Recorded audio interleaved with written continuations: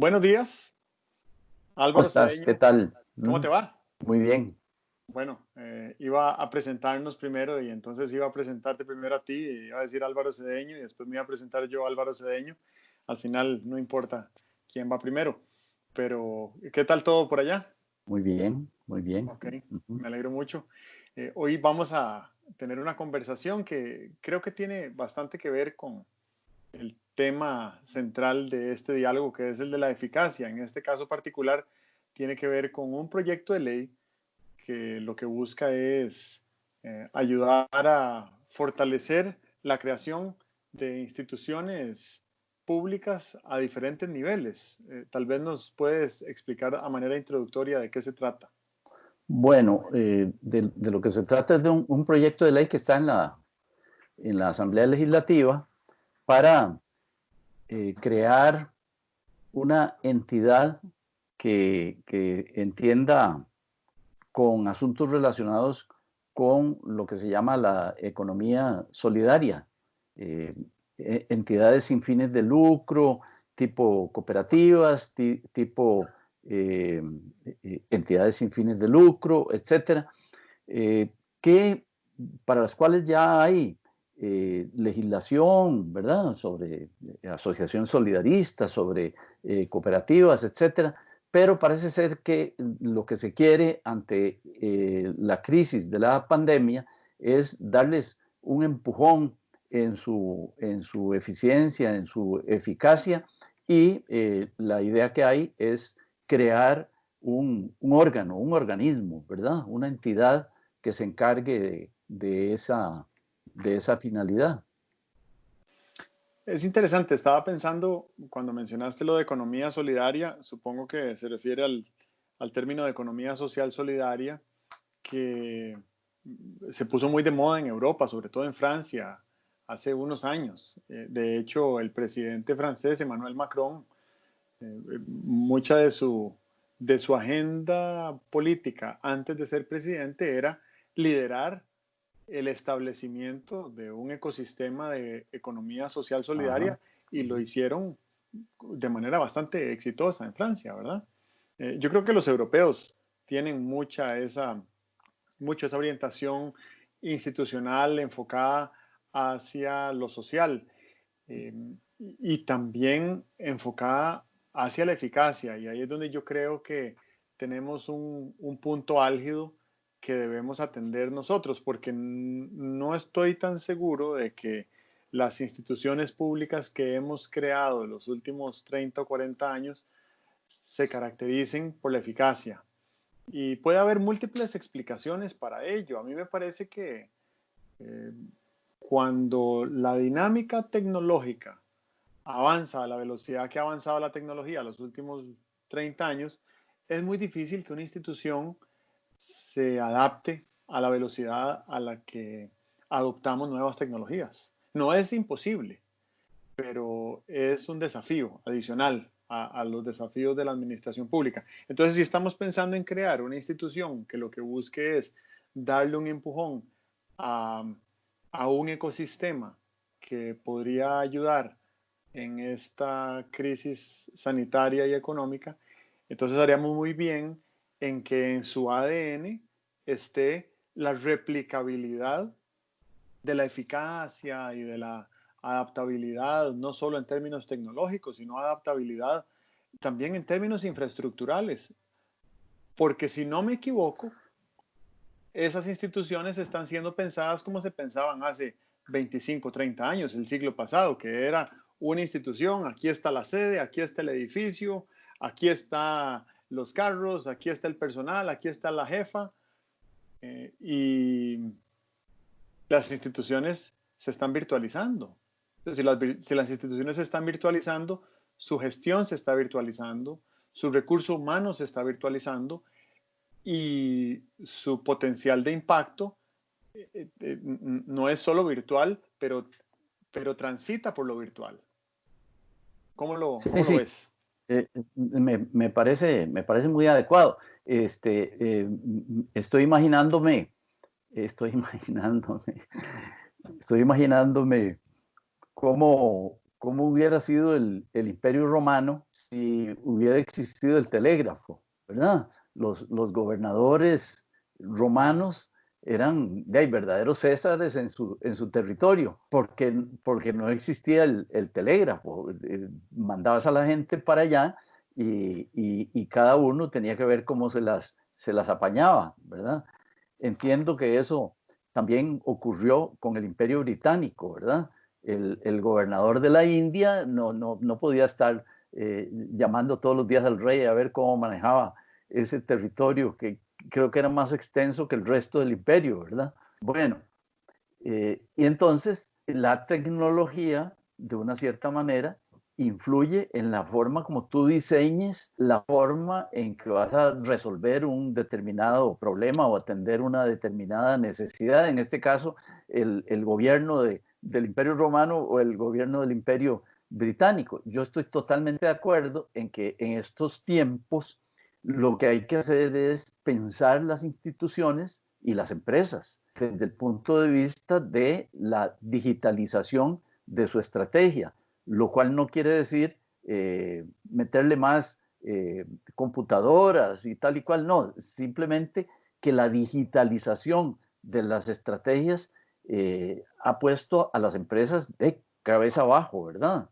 Para ver rápidamente los supermercados nuestros que funcionan en la pandemia funcionan de manera distinta a como funcionaban el año pasado en noviembre, ¿verdad? Han tenido que digitalizar su estrategia de maneras, me parece a mí que periféricas y tal, pero otras empresas han nacido digitalizadas y siendo totalmente novedosas. Ese es un buen apunte de tu parte. Podríamos pensar la creación de leyes desde el punto de vista de la digitalización, que no es meterle computadoras a la cosa, ¿verdad? Ni meterle lenguajes digitales, no, es simplemente repensarlas. Pero creo yo que en este caso hay más que eso. Vieras que yo tengo una gran preocupación sobre el diseño de soluciones desde hace algunos años y muy intensamente en los últimos años. Creo que hace 30 años y tal, eh, mi gran descubrimiento personal fue el así llamado marco lógico, que era un instrumento para tratar de hacer un diseño muy coherente de todas las acciones para que condujeran a un objetivo. Y en los últimos años, mi descubrimiento personal ha sido el design thinking, ¿verdad? Que es cómo diseñar entidades que resuelvan problemas, pero tomando en cuenta unas cuantas cosas. Y en la confección de leyes, yo me pregunto si se toman en cuenta esas cuantas cosas o si seguimos produciendo leyes como se producían en el siglo pasado, ¿verdad? Que era un poco buena voluntad, inspiración, conocimiento jurídico un poco y después apoyo de los servicios técnicos de la Asamblea Legislativa. Y un elemento adicional, como dice, se me olvidó cómo se llama el autor, que tú lo vas a recordar, el del libro aquel que se llama El arte de lo posible. Eh, la política es el arte de lo posible. Entonces, en política solo se puede hacer lo que en un momento particular, en unas circunstancias particulares, es posible acordar. No es la mejor solución, ni la óptima, ni la máxima, ni la más visionaria, es simplemente la que ese momento histórico permite. Y si ese momento histórico está marcado por un periodo preelectoral o está marcado por, por una catástrofe natural o está marcado por alguna controversia, algún escándalo político, todo eso afecta la capacidad, la potencia que va a tener una ley o una política. Y eso es muy triste porque quiere decir que si nosotros pensamos en cuál es, primero, nuestra máxima ambición y segundo, nuestro máximo potencial, nos imaginamos como, yo me imagino como un redondel, ¿verdad? Como un redondel y estamos en el centro del redondel y decimos, bueno, nuestra máxima ambición es allá el tablado y nuestro máximo potencial es toda esta, toda esta área que está comprendida dentro de esta circunferencia, pero si la política solo me permite Sí, hacer una ley que es como un manteado de 4 metros de diámetro, pues claro. estoy dejando mucho potencial y mucha ambición no satisfecha. Y creo que Sí, esa es la triste realidad de cómo se crean las leyes. Digo triste porque, porque perdemos oportunidades y las hemos perdido por décadas. Y por eso es que uno dice, qué raro, ¿por, por, por qué Corea se desarrolló si fue devastada por la Segunda Guerra Mundial? Y nosotros, que partimos más o menos del mismo nivel que Corea, no hemos llegado al desarrollo, ¿verdad? Y yo creo que tiene mucho que ver con la forma como una sociedad como la coreana ha tomado decisiones pensando, no digo que así sea, pero me parece que tiene que mucho que ver con eso de pensar cuál es nuestra máxima ambición y cuál es nuestro máximo potencial y aspiremos a ellas. Entonces, si nosotros pudiéramos hacer lo mismo y aspirar a nuestro máximo potencial y a nuestra máxima ambición, entonces, ¿cómo debería ser esta ley? Yo creo que ese ejercicio contrafactual, a pesar de que la ley todavía no existe, sería muy interesante de poderlo hacer. claro, claro. A mí me parece que llevas razón. Yo soy mucho más modesto en mi enfoque. A mí eh, me parece que hay una tendencia nacional a fetichizar la ley. Y entonces, dado un problema, dada una necesidad, uno siente que tiene que crear una ley que lo resuelva. Y siente además que si esa ley se aprueba, el problema queda resuelto.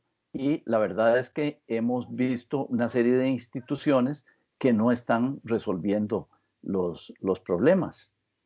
Me parece a mí que por un problema de diseño, y, y entiendo que hay dos etapas en el diseño de una ley. Una etapa cuando se hace la ley desde el punto de vista ideal y otra etapa cuando supongo que uno empieza a negociarla con los que la van a apoyar y finalmente negociarla en el seno de la Asamblea Legislativa y tiene que ir modificando el diseño original. Pero la propuesta original debería ser la propuesta ideal, ¿verdad? Me parece que sería de gran salud nacional que uno pudiera comparar históricamente y decir, mire, es que la ley de Limas iba a ser así. Y debido a los vericuetos políticos, terminó siendo de esta otra manera, ¿verdad? Pero el diseño original debería ser muy apegado a, a una lógica de la eficacia, ¿verdad? A una lógica de la eficacia. Por eso citaba el design thinking y por eso citaba el así llamado marco lógico, porque ahí se hace el esfuerzo para que ambas cosas estén lo más cerca del diseño ideal. Me llamó la atención ahora que hablabas del Imperio Romano, porque acabo de terminar de leer un reporte que me llegó el viernes pasado y que me ha parecido de enorme valía, que se llama Repensar la humanidad. Y lo que el reporte busca es introducir un paradigma de pensamiento sistémico para poder analizar con un poco más de precisión qué le sucede a diferentes partes del sistema cuando hay una alteración, por ejemplo, una disrupción tecnológica. Entonces surge una disrupción tecnológica y esto genera un efecto de cascada que afecta a otras industrias de manera permanente, aunque de primera entrada uno hubiera pensado que no había mayor implicación, Conexión. Uh -huh. ¿verdad? El ejemplo que los autores dan es, nadie se imaginó que el surgimiento del teléfono inteligente iba a representar tal disrupción para la industria del petróleo. Y entonces cuentan el cuento de cómo el teléfono inteligente surge una plataforma para crear aplicaciones y que en esas aplicaciones se crea valor y que ese valor crea nuevas industrias y entonces surge una industria como Uber, por ponerle un nombre, porque hay muchas otras plataformas de transporte que lo que han hecho es servicificar el transporte. Ya no es necesario manejar el carro uno mismo, ni es necesario comprar un carro, sino que uno puede pagar por un servicio y solo paga si lo usa. Sí. Y eso solo es posible porque tenemos teléfonos inteligentes que dan esa plataforma de interconexión. Pero ahí no se termina la tragedia de la industria petrolera, porque lo que empieza a pasar es que se acelera el desarrollo de vehículos autónomos y hacia donde vamos es hacia la convergencia del transporte como servicio y de vehículos que no requieren chofer y que tampoco requieren gasolina porque generan su propia electricidad. Y entonces eso llega a un punto donde yo como usuario puedo pedir, como hoy pido un Uber, puedo pedir un vehículo a mi casa, el vehículo llega sin chofer, no utiliza gasolina y ni siquiera me cobra dinero. Lo que me cobra son los datos informáticos de todo lo que yo haga mientras esté montado en el transporte. ¿Verdad? Y entonces, ¿yo estoy de acuerdo con ese trato? ¿Sí o no? ¿Prefiero preservar la privacidad de mis datos o estoy de acuerdo en cedérselos como se los cedo a Google cuando yo hago una búsqueda o cuando utilizo el Gmail? Y entonces estamos hablando de que los costos son cero. No tengo que comprar un carro, no tengo que pagar marchamo, no tengo que pagar el transporte, no estoy contaminando y solo pago con datos por el tiempo que uso el transporte. Entonces lo que dicen ellos es, el teléfono inteligente mató a la industria petrolera.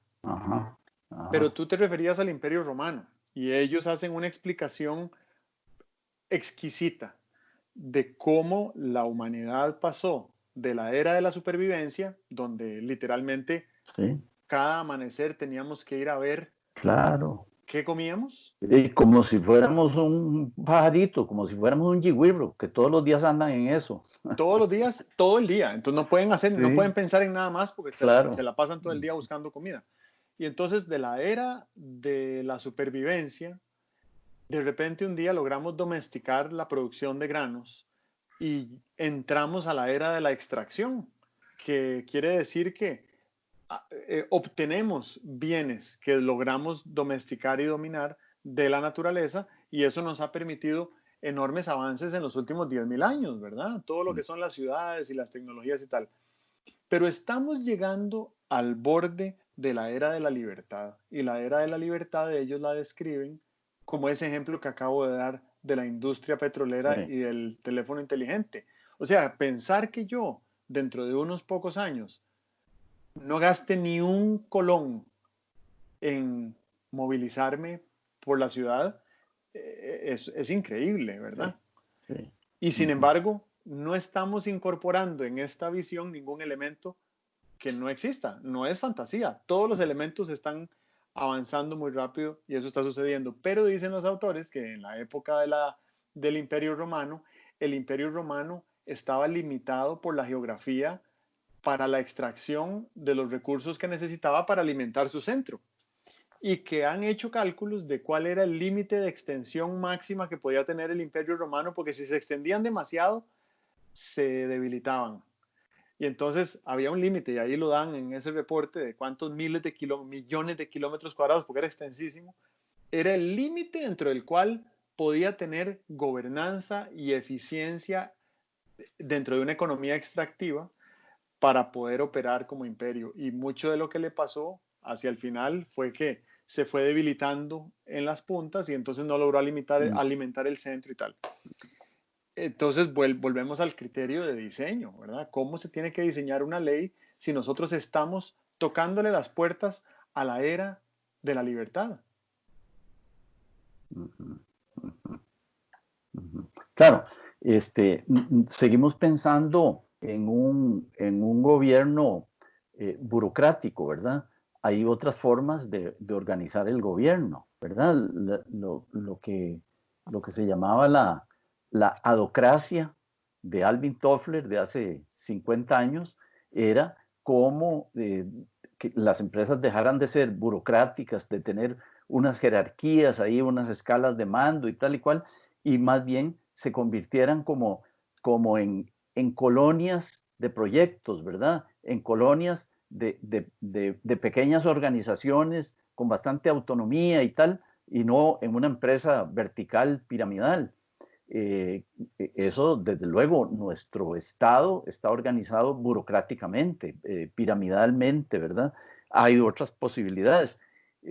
Yo realmente cuando escribí el artículo no estaba pensando en una cosa tan avanzada como esa que estás diciendo.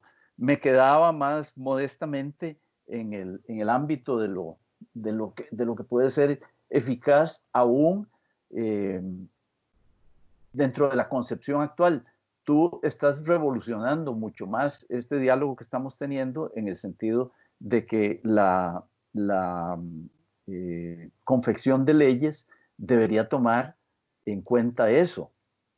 Y me lleva a pensar en que hace unos tantos años, la velocidad con la cual surgía una tecnología y luego se adaptaba, ese lapso era más o menos largo. Hoy en día es muy corto, ¿verdad? Las cosas tecnológicas se están inventando hoy y se aplican pasado mañana. Y claro, desde luego, los legisladores, ¿verdad? Especialmente la gente de servicios técnicos de la Asamblea Legislativa, los diputados, los diputados son pasajeros, pero ahí hay un núcleo de gente que es permanente y que es conveniente que sea permanente y tal. Deberían estar teniendo esas inquietudes que tú estás planteando, claro. Bueno, lo que estás diciendo no son excluyentes estas dos maneras de pensar, ¿verdad? Porque qué bonito sería poder tener máxima ambición y aspirar al máximo potencial con un criterio de eficacia en el Sí, diseño de instituciones. Yo estoy pensando, por ejemplo, ahora que estabas hablando de nuevas formas de gobierno, yo estoy pensando en el blockchain, que yo creo que mucha de la gente lo que sabe del blockchain es que sirve para que haya monedas como Bitcoin que crecen, suben mucho de precio y luego el precio cae y se presta para la especulación, pero el blockchain sirve para muchas otras cosas. Por ejemplo, hay una plataforma en blockchain permite tener un registro descentralizado. Pongamos un ejemplo, el registro público nuestro, donde se registran todos los bienes muebles e inmuebles. Entonces, volvemos al tema de los carros. Eh, todos los carros tienen que registrarse en el registro y cada vez que un carro cambia de posesión, cambia de dueño, tiene que hacerse un nuevo asiento registral. Pero si el registro operara dentro de una plataforma de blockchain, entonces, pues yo compro un carro, ya no importa si lo compro nuevo o usado, o si lo hago yo mismo, el carro, y lo registro en un bloque tecnológico certificado que es blockchain. Y en el momento en que yo quiera vender ese carro, o en el momento en que cualquier persona quiera saber quién es el dueño, pueden ver que ese bloque está a mi nombre. Y sí. si yo quiero trasladarle el carro a otra persona, no tengo que ir a un registro allá centralizado, a hacer fila, a pagar un montón de plata, a llenar un montón de papeles. Simplemente creo otro bloque que diga que se traslada a la propiedad. Y ahí quedan esos dos bloques para siempre representando la propiedad antigua y la propiedad nueva Ajá. de un bien perfectamente identificado. Y entonces si hiciéramos eso con el registro público, no necesitaríamos, no necesitaríamos la infraestructura y la burocracia y la tramitología que implica el registro público. Pero pensemos también en los bancos. O pensemos en tributación directa. Pensemos en tributación directa. Y supongamos que absolutamente cada compra que uno realiza la tiene que hacer con un blockchain de por medio. Entonces quiere decir que o un mensaje de texto o una aplicación o alguna vía de traslado de información digital tiene que intervenir a la hora de que yo compre un lapicero o un cuaderno o un carro o un curso universitario. Y entonces se registra el pago y automáticamente a tributación directa se le contabiliza ese gasto. Y al final del año hay una contabilidad que se hace automáticamente y todas las personas saben exactamente cuánto gastaron. Entonces están muy interesadas en reportar cuánto ganaron porque en función de lo que ganaron, lo que gastaron va a determinar si llegan al umbral a partir del cual tienen que pagar impuestos o no. Ajá, Y ajá. entonces se automatiza el sistema de recaudación de impuestos, se elimina por completo la evasión de impuestos, es innecesaria toda esta burocracia fiscal, toda esta creación de leyes fiscales, simplemente el sistema se gobierna a sí mismo, ¿verdad? Claro, Todo con una pequeña adaptación tecnológica que lo que da es gobernanza, porque ofrece confianza, trazabilidad, eh, transparencia, seguridad y bueno, ¿por qué no podemos pensar que dentro de 10 años nuestro sistema estatal tuviera múltiples aplicaciones en blockchain para mejorar precisamente esa gobernanza sin tener que pensar de si el Estado es grande o pequeño, caro o barato, si los salarios son muy altos? Eso es secundario. Lo que queremos es eficacia de la gobernanza. claro, claro. Ujú, ujú. Yo a veces pienso que hay eh, profesiones, hay actividades que han desarrollado como una gran madurez, ¿verdad? Me parece a mí que la medicina es una de las artes o de las profesiones que ha desarrollado más madurez, precisamente porque tiene una cantidad de protocolos establecidos que nadie se los salta. Si, todos los días se deben hacer una cantidad de apendectomías en los hospitales y todos los cirujanos siguen uno o dos o tres protocolos de cómo se aborda una apendectomía y no se lo saltan, ¿verdad? Nadie intenta inventar una metodología. Otra, otra rama que a mí me parece muy respetable del saber humano, que tiene cientos de años de estarse desarrollando, es la ingeniería de construcción, ¿verdad? Cuando alguien necesita construir un edificio, ahí plantea la necesidad y el que diseña la estructura sigue un determinado procedimiento, ¿verdad? Y no es que diga, bueno, voy a hacer provisionalmente esta estructura y luego vemos cómo se comporta ante el primer gran menión que venga. No, no, se sigue un determinado protocolo porque, bueno, se sabe que la estructura es permanente. Yo me pregunto si en materia de confección de leyes seguimos un cierto protocolo. Yo sé desde luego que un diputado plantea un proyecto de ley y hay un grupo de personas que dicen, no, mire, esta ley colisiona con tales cosas, ¿verdad? Colisiona con la Constitución o colisiona con otras leyes existentes y tal y cual. Por eso es que al final de todo proyecto de ley siempre se dice, esta ley deroga las leyes tales y cuales, ¿verdad? Ok. Pero lo que no sé es si se sigue un protocolo, un conjunto de normas en otras áreas, concretamente en el área que me interesa, que es el área de la eficacia. Si cada vez que alguien propone un proyecto de ley, hay alguien que pregunte, bueno, vamos a ver primero si desde un punto de vista lógico, jurídico, económico, sociocultural, la ley alcanza el propósito que tiene, porque la ley puede tener un propósito y no alcanzarlo, ¿verdad? Don Otón Solís presentó hace 2 o 3 años un proyecto, unas siglas que se llama Cerrar, ¿verdad? Y puso ahí una serie de instituciones cuyos objetivos estaban cumplidos por otras instituciones y que sería un gran ahorro nacional cerrarlas, ¿verdad? Bueno, porque hay instituciones que pasan de moda, cumplen con su finalidad. Y a mí lo que realmente no exagero cuando digo, me horroriza cuando hay un nuevo proyecto de ley, es que las leyes se promulgan para que se queden. Nunca a nadie se le ha ocurrido decir, bueno, vamos a promulgar esta ley y dentro de 4 años la revisamos. Sí se ha ocurrido, ¿verdad? Sí se ha ocurrido, te voy a decir.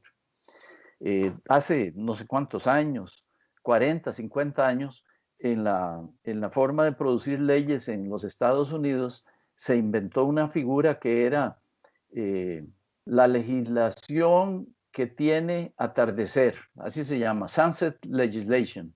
Ujú. Y es que se dicta una ley y se dice, bueno, esta ley va a estar en vigencia 4 años. Dentro de 4 años revisamos la eficacia de la entidad que hemos creado y luego, o de la ley que hemos propuesto, y luego vemos si sigue siendo eficaz y necesaria, ¿verdad? Aquí se hizo eso con el IMAS. Se le dio una fecha de atardecer al IMAS y le llegó la fecha del atardecer, se le hizo una evaluación. Yo no sé de qué calidad fue la evaluación y tal, pero el IMAS siguió funcionando, ¿verdad? Y uno se podría preguntar si el IMAS es la mejor forma de abordar los objetivos para los cuales está diseñada, ¿verdad? Ujú. Entonces, Claro. ese es el problema de disparar desde la cintura, como dicen, disparar desde la cintura a los problemas, que uno podría estar creando unas cosas que no obtengan los resultados deseados, ¿verdad? Y que sí comprometan una gran cantidad de recursos. Ujú. Claro. Muy interesante eso que dices de la ley de la... Bueno, en contratación se le denomina la cláusula del atardecer también, ¿verdad? En Ah, contratos ah, existe.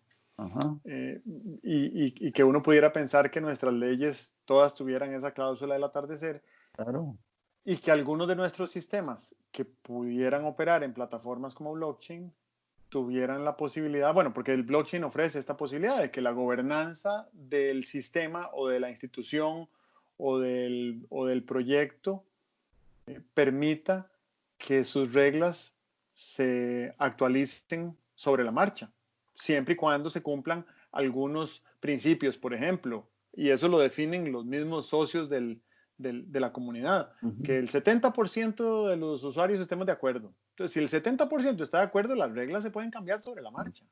Y eso es muy interesante sí, porque le da muchísima adaptabilidad al sistema. Y ahora que estabas hablando de la planificación, de si habrá un sistema de planificación de leyes, estaba pensando en el tema de la vacuna del COVID en la que se está trabajando, ¿verdad? Creo que hay 135 iniciativas prometedoras a nivel mundial y tal. Y la OMS ha estado advirtiendo que hay unos plazos establecidos para determinar si un compuesto particular que además de que combate un virus, eh, podría tener efectos secundarios. Y sí, entonces la mm, OMS dice, hay 18 meses que hay que esperar para ver en una gran población cuáles son los efectos secundarios que se pueden identificar, porque no querríamos ponernos una vacuna si sabemos que dentro de 18 meses nos va a producir ceguera, claro, ¿verdad? o que nos hiciera muy inteligentes. Tampoco, tampoco. Y lo que se está haciendo ahora con una iniciativa de vacunas en el Departamento de Salud de los Estados Unidos es que se está utilizando tecnología como la inteligencia artificial para realizar múltiples simulaciones de cómo ese compuesto en un cuerpo humano podría repercutir en múltiples direcciones, Ah, ¿verdad? Y ahí es donde uno vuelve a pensar otra vez en tecnologías como la inteligencia claro. artificial Ujú, y en tecnologías como la computación cuántica, porque la computación cuántica lo que nos da es una enorme capacidad de cómputo comparada a la actual, ujú, ¿verdad? El año pasado se llegó a un punto en el cual la computación cuántica tiene capacidad de procesamiento equivalente a todas las demás computadoras del planeta unidas. Y entonces, con esa enorme capacidad de cómputo, uno puede hacer, en vez de hacer cientos de miles de simulaciones al día, puede hacer billones de simulaciones al día. Entonces puede decir, esta vacuna nos podría dar problemas por allá, hay que reajustar el componente, el compuesto, y eso podría hacer que por primera vez en la historia, una vacuna contra un virus se pudiera desarrollar en unos tiempos que son mucho más cortos que los establecidos por la OMS, ¿verdad? Ajá, ajá. Sí, así es. Hay una cosa tenebrosa en lo que estás diciendo, y es que las mismas simulaciones que se pueden hacer para una vacuna se pueden hacer para diseñar un virus. Claro. Claro. Sí, yo creo que esa discusión sobre si los robots van a tomar de rehén a la humanidad y nos van a gobernar, yo creo que esa discusión parte del hecho de que uno piensa que las cosas que se pueden usar para bien también se pueden usar para mal, y va a haber más aplicaciones o usos para mal que para bien.